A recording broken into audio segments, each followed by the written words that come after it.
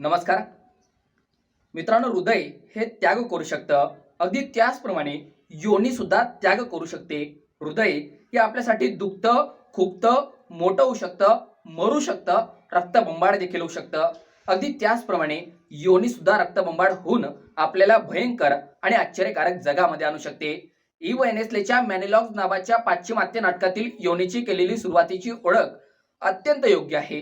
कारण या जगामध्ये माणूस मूळ स्त्री योनीच्या मार्गातून जन्माला येतो.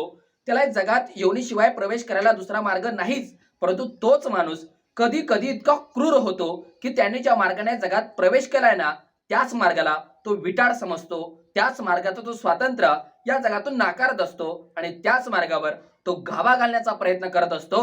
अर्थात ती जगाची सृजनकर्ती असूनही तिला जगामध्ये आज असुरक्षिततेची भावना उराशी बाळगून आपलं जीवन जगावं लागत असतं. आणि म्हणूनच या व्यासपीठाला विषय मिळतो महिलांवर होणारे अत्याचार व उपाय. म्हणून नमस्कार. नॅशनल लिस्टेड डिटेक्टिव्ह फोर्स आयोजित आंतरराष्ट्रीय महिला दिनानिमित्त या राज्यस्तरीय ऑनलाईन वक्तृत्व स्पर्धेत मी प्रफुल्ल तोताराम माळी, स्पर्धक कोड क्रमांक 110, विषय प्रस्तुत करतोय महिलांवर होणारे अत्याचार व उपाय. मित्रांनो, जगप्रसिद्ध विचारवंत पीटर हॅगल असं म्हणतो की या जगातील प्रत्येक क्रांती ही आईच्या उदरातूनच घडत असते. आपण म्हणतो क्रांती झाली, परंतु त्या क्रांतीचा करता कोणत्या सृजनकर्तीच्या पोटातून जन्माला आलेला असतो. याला उदाहरण म्हणून आपण राजाधिराज छत्रपती शिवाजी महाराजांच्या स्वराज्याकडे पाहू शकतो. जगातील सर्वात शक्तिशाली माता, जगातील सर्वात शक्तिशाली शक्ती ही प्रत्येक स्त्री असते, आई असते. आणि म्हणूनच केजीएफ चित्रपटातील एक संदर्भ या ठिकाणी प्रस्तुत करावा असं वाटतो की दुनिया में सबसे बड़ा योद्धा माँ होती है. महात्मा गांधी सुद्धा असं म्हणतात ना की women is mother maker and silent leader of man. अर्थात मनुष्य घडविणारी सर्वात मोठी नेता ही स्त्री असते, महिला असते. परंतु दुर्दैवानं आज त्याच महिलांना आज असुरक्षिततेची भावना उराशी बाळगून आपलं जीवन जगावं लागत असतं. अहो, ज्या शिकागोमध्ये स्वामी विवेकानंदांनी आपल्या भारतीय संस्कृतीची आणि सभ्यतेची पताका मोठ्या डौलाने फडकवली होती ना, त्याच शिकागो विद्यापीठातली मिशेल क्रॉस नावाची विद्यार्थिनी पर्यटनासाठी भारतात आली होती. तिने पुस्तक लिहिले आहे India the story you never want to hear. या पुस्तकातून ती अशी लिहिते की भारत हा देश महिलांसाठी नरक बनला आहे, याची तिने संभावना केली आहे. नॅशनल क्राईम ब्युरोच्या अहवालानुसार आज आमच्या देशामध्ये सतत लैंगिक अत्याचारापासून तर कौटुंबिक हिंसाचारापर्यंत प्रत्येक ठिकाणी नेहमी स्त्रियांवरच अत्याचार होत असतात. म्हणजे युद्धात प्रेमात सगळंच माप असतं असं कोणीतरी जगातील सगळ्यात मूर्ख माणसाने म्हणून ठेवलंय असं मला वाटतं. कारण प्रेमात एखाद्या मुलीने नकार दिला म्हणून तिच्या चेहऱ्यावर ऍसिड फेकणारे रोमिओ मजून सुद्धा मान्य असतील या समाजाला. आणि युद्धात एखाद्या स्त्रीला नागवणारे, नाचवणारे दहशतवादी, आतंकवादी सुद्धा मान्य असतील या समाजाला. या विकृत मानसिकतेमुळे आजही स्त्रियांवर अत्याचार होत असतात. आणि म्हणूनच की काय, आज 2-4 दिवसांचं कवडं लेकरू कचरा पेटीत फेकताना मला कसली लाज वाटत नाही. बस स्टँडवर फिरणाऱ्या मतिमंद पोरींच्या पोटात कोण आपली पाप रुजवतं याचं उत्तर आज सुद्धा आपल्याला मिळत नाही. एवढ्या मोठ्या भारत देशामध्ये बलात्काराच्या घटनेला एक सुद्धा साक्षीदार मिळत नाही ना, त्यावेळेस खऱ्या अर्थाने वाटतं आजची सृजनकर्ती आज असुरक्षिततेची भावना उराशी बाळगून आपलं जीवन जगताना दिसून येत आहे. मित्रांनो, एकीकडे बाईपण भारी देवा या चित्रपटापासून तर आजही स्त्रियांवर होणारे कौटुंबिक हिंसाचार, स्त्रियांवर होणारे हुंडाबळीचे अत्याचार किंवा स्त्रियांचं होणारे शोषण आजही आपल्याला हिंदू कोड बिलाची आठवण करून देत असतं. मित्रांनो, मध्यंतरी आमच्या प्रियंका रेड्डी नावाच्या बहिणीवर अत्याचार झाला होता.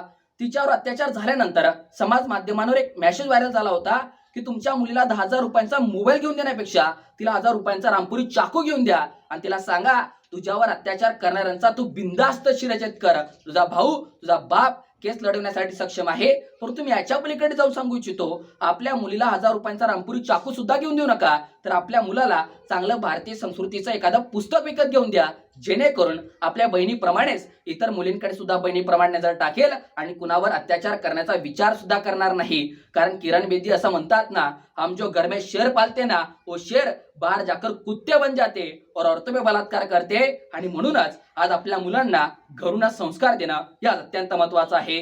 मित्रांनो, मध्यंतरी सोशल मीडियावर एक व्हिडिओ व्हायरल झाला होता. तो व्हिडिओ असा होता, एक मुलगी रस्त्याच्या कडेने जात असते आणि त्या मुलीला पाहून प्रत्येक जण मुजरा करत असतो.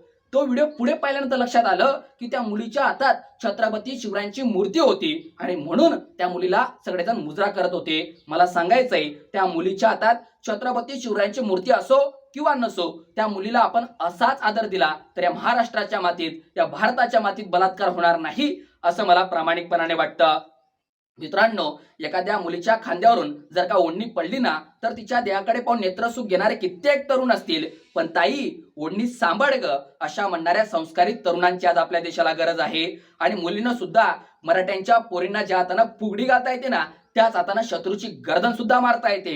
या आत्मविश्वासानं जगलं पाहिजे.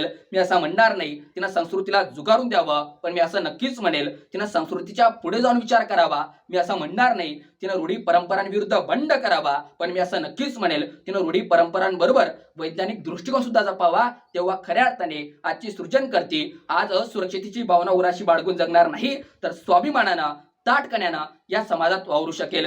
मित्रांनो, हिटलरनं जसं जीव लोकांना डांबून मारलं होतं ना गॅस चेंबर मध्ये, तसंच डांबून मारलं जातं प्रत्येक बाईला तिच्याच घरामध्ये. म्हणून बाई, या पितृसत्ताक व्यवस्थेविरुद्ध आता तुलाच बनावं लागेल सुरुंग, आणि तुलाच फोडावं लागेल तुझ्या अवतीभोवती असणारा अत्याचाराचा तुरुंग.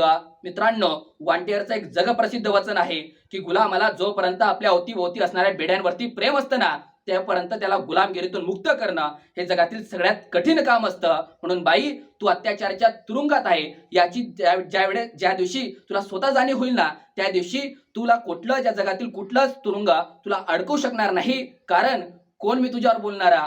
जिने मला जन्म दिला ती सुद्धा तीच, आणि जिच्यात मला विलीन व्हायचंय ती सुद्धा तीच. ती मुक्त हो, एवढाच आशावाद. मनपूर्वक धन्यवाद.